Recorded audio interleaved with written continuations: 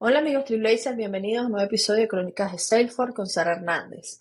En este episodio vamos a estar conversando con Álvaro Pariente. Él es fundador y CEO de The Old Cloud Night, que viene a contarnos toda su experiencia, bueno, no toda porque no creo que dé para un capítulo, pero compartirnos su experiencia sobre la estrategia de datos y vamos a profundizar mucho en cuándo sí, cuándo no, que enfocarnos nada más en un producto, la importancia que tiene esta estrategia antes de irnos a un producto. Así que, como sabemos, los temas de datos e inteligencia artificial es lo que están moviéndose hoy en el mundo de tecnología, específicamente también en Salesforce.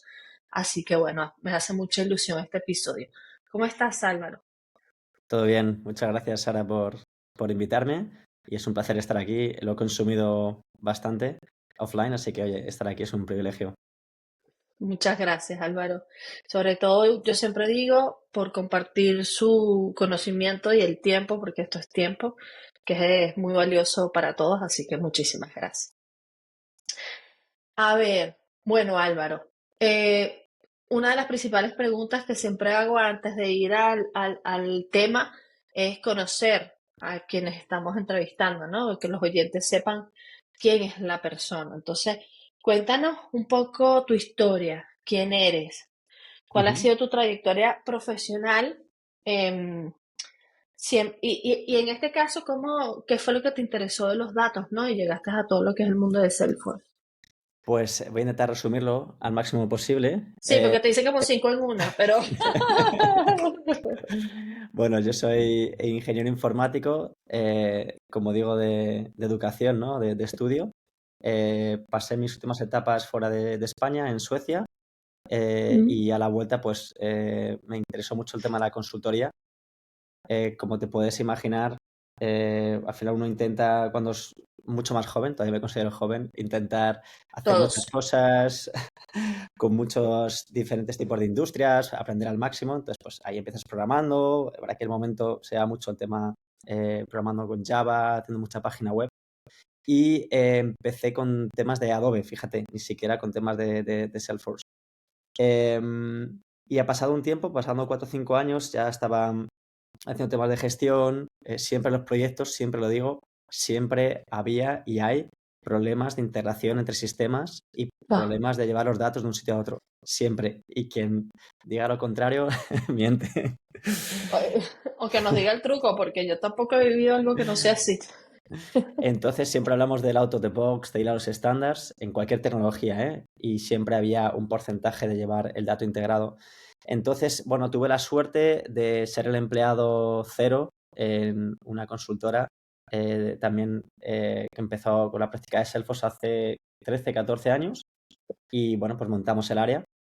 Crecimos, había 4 o 5 partners en España, imagínate hoy en día, creo que hay más de 150, 200 partners en Ujú. España. Y nada, pues ahí me desarrollé haciendo mucho proyecto de Salesforce, como te digo, siempre intentando, para aquel entonces solo había Classic y Sales Cloud, soy de aquellos románticos, hoy en día ha cambiado mucho. Y bueno, yendo al resumen, montamos una práctica aquí en España, montamos una práctica en Latinoamérica, estuve también en 4 países, Chile, Colombia, México, Perú, y luego me fui a vivir a Reino Unido, a hacer lo mismo, y estuve también haciendo lo mismo en Holanda. Entonces, tenía un background desde la tecnología hacia el negocio muy, muy grande, trabajando con muchas nubes de Salesforce, y me llevó al asunto del dato, el que siempre era, como dicen los ingleses, un pain in the ass, ¿no? El tener que hacer integraciones con datos, que los datos al final acababan en silos, que acaban residiendo en muchos sitios, que no había una estrategia puramente de maestro de datos y al final se resentían los negocios. Ujú. Perfecto. Ahora te tengo una pregunta basada en lo que cuentas de tu historia. Em, ¿Cómo manejas la incertidumbre de empezar una práctica de cero y ser el empleado cero, ¿no? Porque me parece interesante la pregunta, sobre todo para quienes nos escuchan, que muchas veces pensamos nada más en irnos a compañías de grandes nombres, cuando realmente también tienes acá una oportunidad, se podría llamar, de crecer desde otro punto de vista y de otra manera, ¿no? tienes que creer en ti, obviamente tienes que tener experiencia, no es un mundo fácil, eh, tienes que hacer muchas relaciones, depende también del momento que tenga esa tecnología en el país y en la industria concreta. Además, con Salesforce estamos viendo mucho cambio ahora con todo el hype que hay de la IA. Ahora hablaremos después de ello. Yo siempre parto del dato para llegar a la IA. Entonces, Ujú. bueno, es una carrera de fondo. Yo aquí en mis tiempos libres soy maratoniano también, con lo cual sé que una carrera hay que entrenarla y que lleva mucho tiempo. Si disfrutas, si te gusta, al final las cosas salen. Entonces, no pienses en el destino, sino piensa un poco en el camino y hará que en este mundo de Salesforce, vosotras lo conocéis mucho mejor a través de la comunidad, lo que estás haciendo aquí. eh, Hay mucha ayuda, ¿no? El modelo One One One creo que se expande a los partners, a todo el mundo y con meros comerciales de Salesforce, gente de producto, clientes, antiguos compañeros, siempre si crees en un modelo y eres de nicho, te van a dar la oportunidad. Entonces, no tengas miedo, ¿no? Esa sería mi recomendación. Vale, genial. Perfecto. Me gusta mucho el tips. Y sobre todo, no tener miedo, que al final en una empresa grande o pequeña todo puede pasar. Ahora, si entramos un poco más en materia, Álvaro, y hablemos de lo que es la estrategia, ¿no? Me gusta mucho lo que acabas de mencionar, de que antes de llegar a la IA te centras en el dato y es como debería ser. Al final, a mí me gusta mucho y creo que lo conversamos mencionar, en mi opinión, el dato es el activo más importante de una compañía. Obviamente, otros factores, ¿no? Pero a nivel de hablando de sistemas y de información es el dato, ¿no? Desde los empleados, desde tus clientes, es el dato antes de llegar a un sistema, a la inteligencia, a una máquina. Vamos, en conclusión. ¿Por qué crees que toda iniciativa de datos debería arrancar con una estrategia? Yo te iba a decir estrategia sólida, ¿no? Pero yo creo que a esta altura con que existe una estrategia ya en un inicio, pero hablemos de estrategia y sólida antes de ponernos a pensar en las herramientas, porque muchas veces a mí me pasa que tengo usuarios que están, o compañeras, compañeros, da igual, que lo principal que están pensando es en las integraciones y ni siquiera se centran en el dato o en la parte técnica. Entonces, cuéntanos tu visión. Bueno, fíjate que te decía antes que para montar una empresa hay que disfrutar del camino. Creo que para montar o para intentar meterse en la IA o en un caso de uso del dato, tienes que pensar en el fin. Y con el fin vas a ir haciendo un retroplanning para entender qué necesitas. Al final somos personas, no nos olvidemos, por mucho que haya máquinas o no haya máquinas, somos personas. Venimos trabajando de una manera, yo siempre lo veo, soy de los antiguos que trabajó en metodología Waterfall, cuando llegó Agile, Sí. era un cambio de personas, de estrategia, de cómo hacer entregables más pronto. Esto es lo mismo. Sabemos que hay datos, que es el petróleo, como tú dices, ¿no? De las compañías, y que necesitas tener una estrategia y un gobierno del dato. Normalmente las compañías lo que nos encontramos es que hay un departamento de IT y un departamento de negocio, ¿no? Y aquí está más o menos la lucha, no lucha de que IT debe servir a los beneficios y necesidades que tenga el negocio. Creo que por primera vez el dato hace que se pueda crear un departamento centralizado entre IT y el negocio que realmente permita, como tú dices antes de ir a las integraciones, entender para qué lo necesito, dónde reside el dato, qué personas se involucran, qué sistemas hay en el medio de todo esto. Entonces, si no tenemos una estrategia de para qué quiero hacer ese caso concreto, seguramente si nos ponemos a tocar código, a utilizar IA, a conectarnos, nos vamos a perder por el camino. Totalmente. Y algo que a mí me gusta mencionar en este tema del dato del para qué es em, qué quieres obtener también con ese dato. Es decir, yo tengo un caso de uso y quiero usar X información, pero ¿qué esperas obtener con esa información? O para yo lo veo de dos puntos de vista, ¿no? Una cosa es la información que le facilitas a la parte final, sea un cliente, sea Ujú. tu usuario, el que sea, y otra cosa es que quieres obtener después de tú compartirle esa información, ¿no? ¿Cuál es tu retorno de información sobre eso? Y me parece súper, a mí me encanta todo el mundo de los datos por eso, ¿no? Porque al final te hace pensar, ok, si yo te mando esto, ¿para qué yo quiero esto? ¿Qué voy a usar yo ese dato para qué toma de decisiones? ¿Cuál va a ser el Eso input es. que voy a obtener? Al final siempre tiene un impacto en personas, en organizaciones, en clientes. Entonces tiene que pensar cómo enriqueciendo ese dato concreto por el canal concreto que necesites va a empoderar o va a mejorar, como dices, puede mejorar ventas, puede mejorar eficiencia, puede mejorar la conversión en marketing. Hay muchos casos de uso que luego podemos tratar, pero Exacto. si no ves el fin, es muy complicado eh, que te pongas a hacer muchos casos de uso y en ese tipo de herramientas, lo hablaremos más en detalle, se te vaya en coste, las interacciones sean Ajá, muy costosas y empiezas a consumir más de lo que debes. Entonces, eso puede ser un tema peligroso. totalmente. Y bueno, ahorita estamos hablando de lo que es la estrategia, ¿no? Pero, ¿qué riesgos ves si se pone la tecnología, como veníamos hablando, antes que la estrategia del dato? Bueno, tengo por aquí alguna estadística que estamos entendiendo que podemos caer en la tentación de hacer muchos desarrollos a medida, que sabemos que es costoso, que no son Ujú. escalables, eso por un lado, y después el 80-90% de los datos, normalmente las compañías son no estructurados. Estamos siempre pensando en bases de datos relacionales, pero al final tenemos PDFs de oferta, imágenes, interacciones por correo electrónico, llamadas telefónicas y paro, ¿no? Sin contar en un acceso a una web, una cookie que accedes y demás. Entonces, toda esa data, si no eres capaz de entenderla y ver ese fin, como tú decías antes, y te puedes hacer integraciones, vas a crear más silos, con lo cual es algo contrario a lo que realmente estamos buscando. ¿Qué necesito solo en ese momento?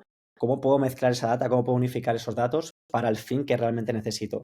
Entonces, si realmente me pongo con la tecnología antes de tener una estrategia, es posible que acabe haciendo muchas cosas que se queden en un cajón, ¿no? Y no se utilicen para ningún fin de negocio, con lo cual negocio se quebrará más y te gastará más dinero, creará más CAPEX y más OPEX y al final el Ujú. resultado será negativo. Totalmente.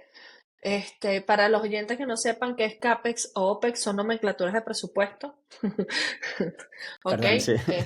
No, tranquilo. Yo estoy ahí pendiente porque, pues, no pues, pasa. Son nomenclaturas de presupuesto, tanto operacionales como tal De de la inversión, sí. herramienta de inversión. Exacto. A ver, y ahora, basado en tu experiencia, Álvaro, que sé que es mucha, y sobre todo en casos de uso, ¿cuándo es que una empresa pueda llegar a plantearse o el consultor inclusive proponerlo, recomendar lo que son las prácticas de CDP? ¿Ok? Y realmente esta práctica, ¿qué va a llegar a solventarles? ¿No? Porque algo que me gusta mencionar mucho es que cuando ofrecemos algo es porque va a aportar un valor y porque le va a resolver algo a tus usuarios o clientes, que sean clientes finales o usuarios internos de la compañía, son tus clientes, básicamente. Bueno, normalmente cuando encuentras muchos silos de información y Ujú. ves que tienes, imagínate, un cliente desplegado o descompuesto en varios sistemas. Voy a poner un ejemplo. Yo accedo por una web y seguramente esa web en su base de datos tenga acceso a mi comportamiento, dónde he clicado, tipo de producto, dónde, ¿no? Cuál es mi navegación, qué es lo que estoy haciendo ahí dentro, ¿vale? Tanto anónimo como no anónimo. Seguramente después pueda tener en un sistema CRM esas interacciones, ¿no? Que he tenido quizá con un comercial o con el sistema donde me han hecho una oferta, he dicho que sí, que no, he negociado, puedo tener información más relacionada sobre este tipo. Si soy cliente, puedo tener en ese sistema de telefonía o de atención al cliente, pues las incidencias, los casos abiertos, qué ha pasado, si tengo un buen NPS, porque realmente he hecho una encuesta y cuando tiene un problema se han solventado o no. Puedo tener en un RP facturación, pago a tiempo, no pago a tiempo, utilizo una tarjeta, utilizo 7, todo este tipo de casuísticas. Y luego en marketing, ¿no? Realmente puedo ver cómo han impactado conmigo. Cuando tengo muchos hilos de información, realmente si quiero hacer una campaña de marketing, por poner un ejemplo, o realmente quiero empoderar a la persona, a la gente que está atendiendo el teléfono cuando yo llamo como cliente y esa gente me toma la llamada, que realmente tenga una visión completa, no solo de lo que ha pasado en su sistema que está utilizando, sino todo lo que ha pasado alrededor, ¿no? Todas las interacciones que he podido yo tener como cliente con mi empresa. Cuando veis que eso falta, Y cuando veis que es sesgado o cuando veis que el departamento de marketing o el departamento de ventas o de servicio, el de servicio es muy común, que tiene 7 pantallas, tiene que acceder, hago login en SAP, hago login en CRM y el teléfono está a la espera del cliente. Cuando tenga esa casuística es cuando realmente podemos unificar ese cliente, centralizarlo en una plataforma, como tú has dicho, de Customer Data Platform, de CDP, y enriquecer un perfil único para poder servirlo, activarlo a cualquier sistema, ¿no? Eso sería un ejemplo. Claro, totalmente. Y quizás los oyentes pueden que escuchen este término de CDP nuevo, pero es que no es nuevo. Esto es algo que lleva muchos años eh, y que, en mi opinión, con todo lo que es la inteligencia artificial y otros factores, cada vez es más escuchado y me gustaría decir realmente más que escuchado, necesitado, básicamente. Y que se empiece a pensar en lo que hablamos, ¿no? Este centro de por qué realmente recomendar estas prácticas. Y aquí voy y uno ahora, ok, yo ya te recomiendo las prácticas, ya hablamos de que necesitamos la estrategia antes que la herramienta.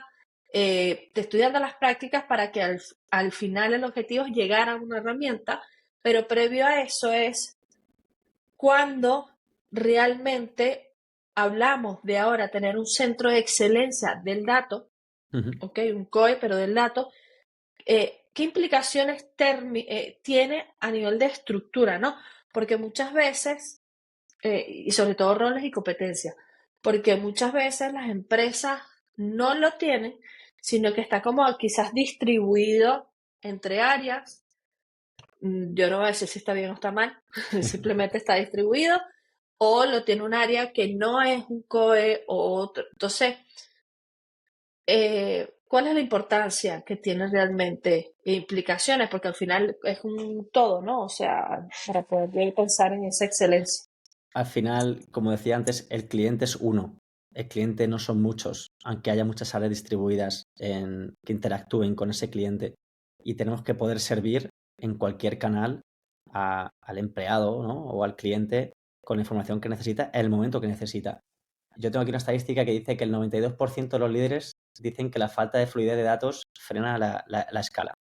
Y creo que es un dato que tiene que ver con ese gobierno. Cuando se crean políticas de centros de excelencia llevados al dato, como decía antes, no podemos tener muchos negocios y muchos departamentos de IT en silos manejando data separada, ¿no? Tenemos que intentar, a través de herramientas tipo CDPs, antiguamente no, se va al tema del data lake y data warehouse, algunas empresas ya habían empezado a entrar en este punto. Tenemos que disponibilizar ese dato, como decía antes, para los negocios que lo necesiten de una manera unificada. Y a no ser que tengas una estructura horizontal donde quizá por squads en cada departamento que esté sirviendo ese negocio y tengas esa mente del dato de, oye, pues yo tengo este dato que se ha utilizado para la web, que quizá este dato te puede servir para el departamento de RP o te puede servir para el departamento de servicio de atención al cliente. Si tenemos esa visión común, que ahora mismo está completamente en sí, lo somos capaces de llevarlo a un gobierno centralizado en este centro de excelencia, seguramente el ROI en cada uno de esos negocios de departamento va a ser más rico que si empezamos a duplicar y os habrá pasado que os habéis encontrado clientes o que sois clientes donde tenemos 2 CRMs o tenemos 3 webs o tenemos 3 herramientas de atención al cliente porque ni siquiera hay unificación en las herramientas. Imagínate con los datos. Exacto, totalmente. Y ahora si nos vamos ahora a la parte de la herramienta. Cuando ya la empresa decide implementar una solución de tipo CDP o Data 360, Sí. em, ¿qué persigue realmente? Y ojalá que cuando ya decide implementarlo es porque ha pasado por todo lo que venimos hablando, ¿no? Que vamos a ser honestos, no pasa, pero o sí, no es el común denominador, porque no tengo la fórmula, yo no sé realmente qué empresa sí o qué no, pero la mayoría en las que por lo menos yo he estado, no. Entonces, ¿qué realmente persigue? O de basado en tu experiencia, ¿qué es lo que te has encontrado? A ver, te voy a contar cosas que me parecen buenas y malas, ¿vale? Como todo en la vida. Empiezo por las malas y así acabamos con el buen sabor de boca. Muchas veces se creen que esto es un deduplicador de datos. Lo utilizo para hacer data cleaning y para limpieza de datos. Creo que no es el caso de uso por el que debemos movernos a un CDP. el caso de uso principal, creo que el CDP es algo no invasivo comparado con un data lake o con un data warehouse. Es algo que puede convivir con los sistemas, que no hay que cambiar el dato en el sistema de origen, que puede fluir, que puede integrarse en tiempo real, que el CDP haga su magia, su unificación y activar los canales diferentes, ¿no? Con la inteligencia que necesite. Y entonces ahí voy al caso positivo, normalmente unificación, el conocer quién es mi cliente, que Sara Hernández tenga un email o que no hayan puesto la tilde en la A del apellido en un sistema en otro, es la misma Sara Hernández. No puedo tratar a Sara Hernández como 2 personas o como 5 personas diferentes, ¿no? Entonces esos casos de unificación son realmente importantes, de unificación de datos, eliminar esos silos, empoderar el dato y gobernar el dato.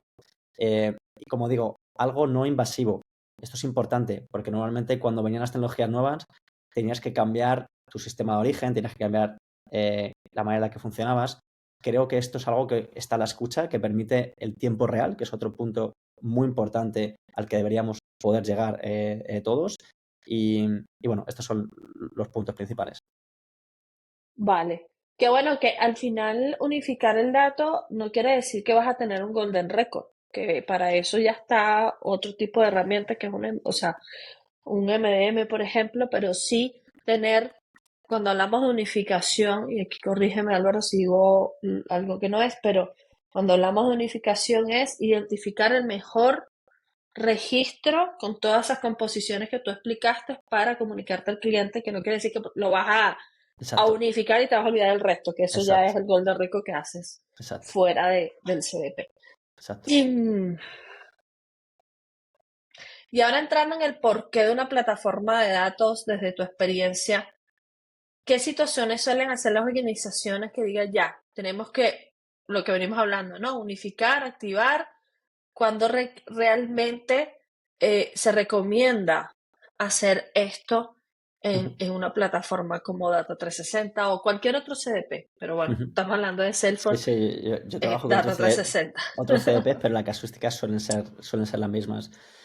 Cuando no puedes personalizar las experiencias, cuando crees que estás yendo como digo yo, a grano gordo, ¿no? Cuando no eres capaz de personalizar y entender quién es tu cliente o para un departamento de marketing, o cuando no eres capaz de tener esa vista realmente 360. Llevamos hablando de vista 360 tanto tiempo, pero realmente, como dices tú, ¿cuál es la vista 360? Es que no es ninguna, dependiendo del canal y la interacción que tengo, la vista 360 puede ir variando. De hecho, el cliente va a ir variando, ¿no? Con las interacciones Exacto. que estamos teniendo. Cuando crees que tus equipos toman decisiones a ciegas, yo creo que no hay nadie que se levante por la mañana y se crea más listo que el cliente. El que manda es el cliente, o el que manda es tu paciente, o para que realmente estés creando ese proceso, ¿no? Entonces, ese mercado va cambiando, esas interacciones van cambiando, y tú tienes que tomar decisiones en base a datos, no en base a una persona que ha hecho un MBA y se crea más listo y toma una decisión porque crea que sea de esa manera, ¿no? Y sobre todo si ves que tiene muchos sistemas desconectados que están afectando a tus ventas, están afectando a la satisfacción de tus clientes, están afectando a que tu conversión no sea correcta, seguramente no conozcas tu cliente y no conozcas tu mercado. Y aquí me gustaría introducir un término, y es que hablamos siempre del CDP como dato de cliente y mis interacciones. Podemos Ujú. integrar datos externos. Me estoy encontrando muchos casos donde el Instituto Nacional de Estadística aquí en España hace numerosos y valiosas aportaciones de censos, de cuánta edad tiene una persona que vive en un código postal o en otro. Tú puedes realmente eh, enlazar tus datos de cliente con datos masivos que están viniendo por institutos nacionales de estadística, y esto te puede empoderar mucho más a enriquecer esa experiencia. Claro, totalmente. Perfecto. Y dentro de los proyectos que has realizado o que has participado, ¿qué no volverías a hacer? ¿Y por qué? Buena pregunta. Lecciones aprendidas, muchas. Eh, Quizá lo que he mencionado antes, en algún proyecto nos hemos metido antes la tecnología que la estrategia. Graso error. Ujú. Eh, Segundo error cometido, hacer muchos casos de uso a la vez. Es mejor hacer uno y empezar con uno, aunque sea muy pequeño, que dé ese valor, ese ROI que tú comentabas antes, y sobre ese ir empoderando. Porque es verdad que el primer caso de uso quizá puedes tener una inversión inicial importante, a medida que tú vas enlazando casos de uso que ya están probados y que están sirviendo un negocio, vas enriqueciendo la vista, vas reutilizando mucho de lo que había antes. Entonces, quizá una buena práctica no es empezar con muchos, sino empezar con uno. Ni siquiera digo dos, con uno, aunque sean 2 semanas, dar valor, ver cómo funciona y añadir otro y añadir otro. Entonces, pasamos ya no de proyectos Big Bang de un año, ni proyectos de 6 meses, pasamos a proyectos de 3, 4, 5 semanas, ver el impacto y seguir evolucionando. Quizás esos serían mis principales consejos de qué no hacer y qué sí hacer. Vale, perfecto. Y Álvaro, ¿alguna recomendación que nos puedas compartir para sumergirse en el dato? Ciertamente en el mundo de Data Cloud, pero como venimos hablando en toda nuestra conversación, más allá de la herramienta, no sé si existe alguna institución de data management o algún site, libro, blog, que tú digas, mira, antes de pensar en la herramienta, aprende de de las estrategias que quieras compartirnos para las personas que están interesadas, más allá de la herramienta, a conocer del dato. Es una buena pregunta que me planteo todos los días. De crear algo, ¿viste? Y de fichar gente, ¿no? Y de que realmente funcione. Creo que, sobre todo en los mundos de Salesforce, también en otras tecnologías, se ha separado mucho el desarrollador del consultor funcional. Y creo que aquí es donde se unifica cada vez más. El desarrollador, que se siente muy a gusto en su código, tiene que aprender a tener visión y pensamiento crítico de negocio.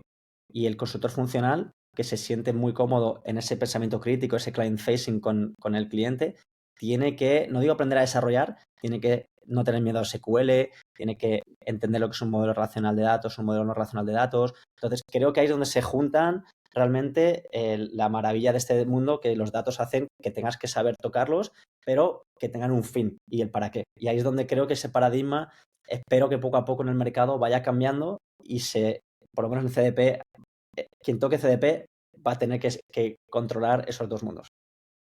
Claro, totalmente, porque al final, hay algo una palabra clave que acabas de mencionar que he estado impulsando, no es que yo inventé la clave para nada, oye, la palabra, es pensamiento crítico.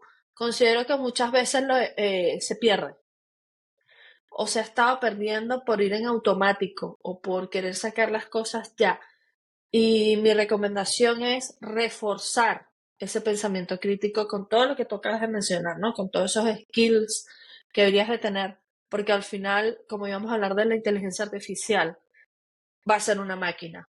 Y en mi opinión, que hoy en día tengo y puedo cambiarla mientras vea investigando otras cosas, lo que más va a prevalecer es ese pensamiento crítico.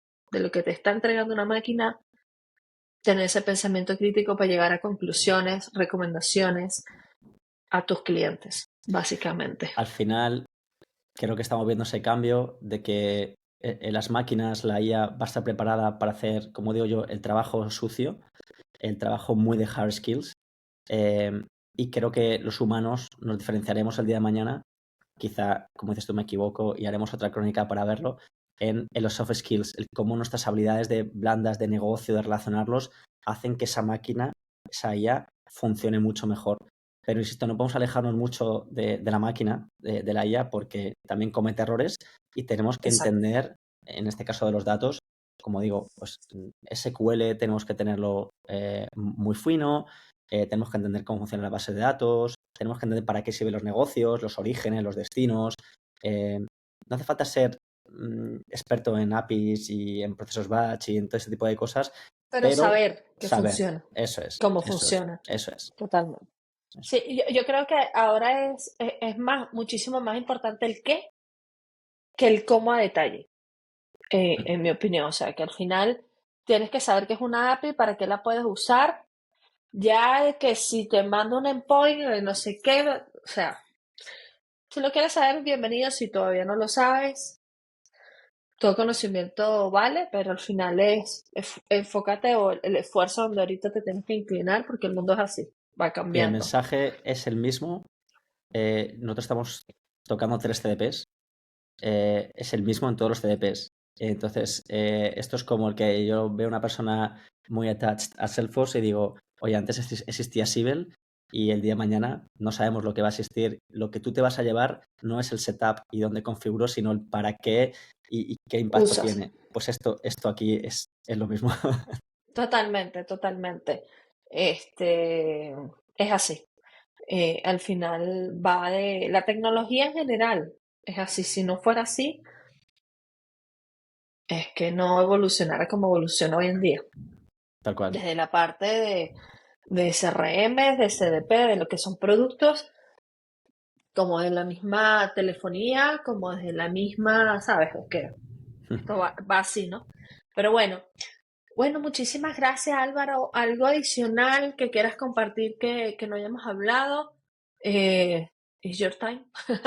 Nada, o sea, diría que esto está cambiando. Es verdad que no es un mundo nuevo, pero que sabemos que Gartner, por ejemplo, ha categorizado CDP a partir del 2024. Hay dos Gartners, 2024 y 2025. Está cambiando, creo que las releases de Salesforce son cada mes. Estamos Para, viendo, para Data Cloud, Data sí, 360, para sí, Data cada 360 ahora. mes.